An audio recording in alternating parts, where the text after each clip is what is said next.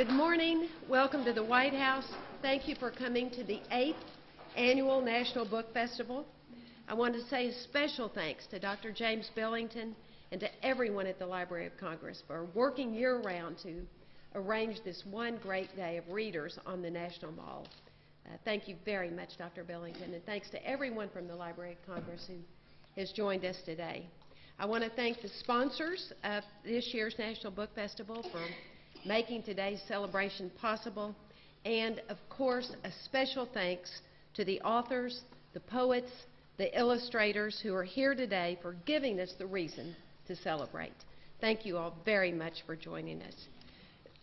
The writers at this year's festival have given us an insight into so many parts of the world, from our own home kitchens to the castles of England. So thank you all for joining us. Jan Brett, who writes and illustrates for children. Jan is the artist for this year's wonderful National Book Festival poster. I hope you all have all seen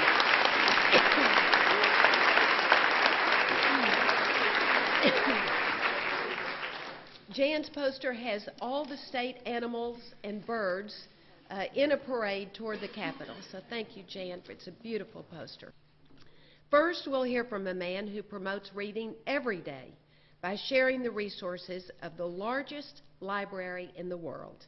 Ladies and gentlemen, the Librarian of Congress, Dr. James Billington. Thank you so much, Dr. Billington.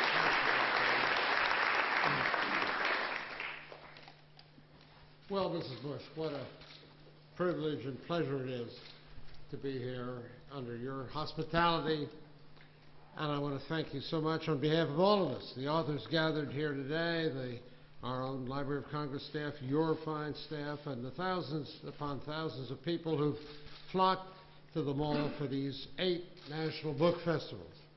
So thank you for bringing this wonderful concept to our nation and even taking it out to the rest of the world. This is an extraordinary phenomenon, and we would not be here if it weren't for you. With deep thanks for the role you've played in bringing this festival to hundreds of thousands of book lovers over the 8 years, I'm happy to present to you a specially created book which includes a large number of thank you letters from authors who've presented at national book festivals over the years. Excuse me, to quote from just one of them, historian David McCullough, and we always remember him addressing the first of these book festivals just 3 days before 9/11. He has said, and I'm quoting him, "You made it happen. And however much praise you receive, it will never be enough.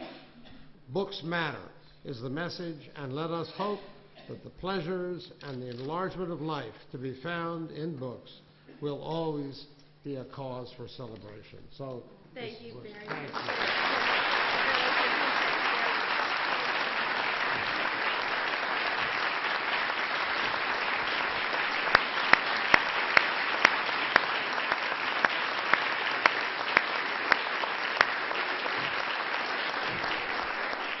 In just a few hours, more than 70 authors and illustrators will relate their creativity, excuse me, anecdotes and personal stories to thousands on the National Mall. It's wonderful that when we stepped up to take the picture, I'm not making this up. I deal in nonfiction, not fiction. The sun came out with Mrs. Bush. So this is an amazing phenomenon, both festive and at the same time stimulating. You'll see a lot of kids there with their parents, their grandparents, being both fascinated and delighted. Thomas Jefferson said he could not live a day without books. His library in 16 languages became the core of the Library of Congress and is now on permanent display in our Jefferson Building. It's organized into 3 categories, wonderful ways of thinking about books. 3 categories: memory, reason, and imagination. And that's what we find in books and in the wit and wisdom of the authors who will speak to us all today. So, Mrs. Bush, thank you again for your gracious hospitality today and for being our first author, along with your daughter Jenna, at 10 o'clock on the Mall. And now it's my pleasure to introduce another fine author who's also an illustrator responsible for the wonderful festival cover, a beautiful poster this year. That author and illustrator, of course, is Jan Brett, and she has quite a record. She's authored and illustrated more than 30 books, has more than 33 million volumes in print. She lives in Massachusetts, travels widely, gathering information that she uses in the storylines for many of her books, and her latest one is entitled Gingerbread Friends. Ladies and gentlemen, Jan Brett.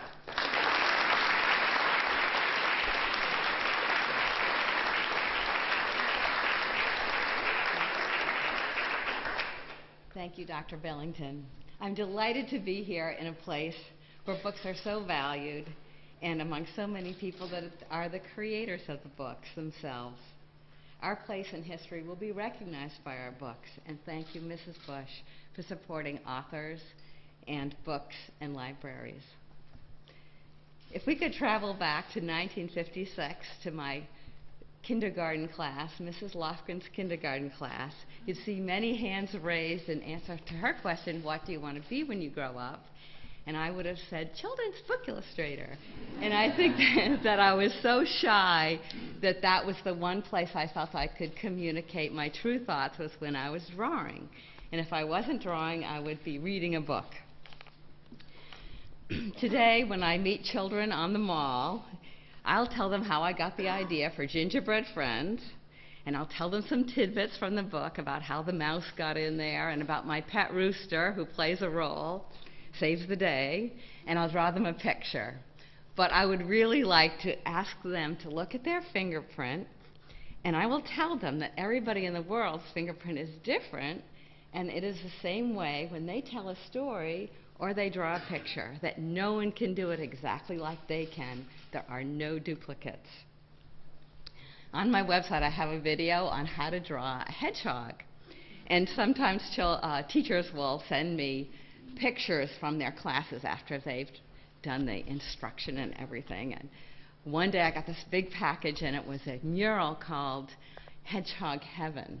And each child had drawn a hedgehog and cut it out and pasted it on a big blue background, each on a white cotton fluffy cloud.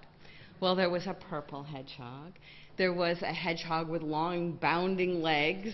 There was one that had eye makeup with shadow and eyelashes. And there was a spiky one that was very menacing, scary hedgehog.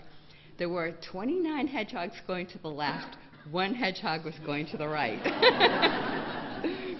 But each one of these hedgehogs was so full of pizzazz and exuberance that I was in awe of the creative force in each one of these kids. And when I meet children today at the festival, I'll encourage them to turn off the television, find a quiet spot, and listen to their own inner voice, because there is a unique resource in each one of us, as exciting as any force in nature. They just need to take the time to create and let their voices come out. When my daughter Leah was growing up, we limited her time with the television, but we gave her lots of art materials, and we let her have all the books she wanted to read. And since I'm an artist, and my husband Joe is a musician in the Boston Symphony Orchestra, it seemed curious that Leah's drawings and her books that she chose to read all had a woman in armor with a sword and a vanquished dragon, evil dragon. And yeah, I remember telling my two sisters, well, it's just a stage. Well, now all these years later, she's a captain in major in the Marine Corps. And I'm very proud of her and all the men and women in our armed forces who serve our country and make it possible for Joe and I to be artists and musicians.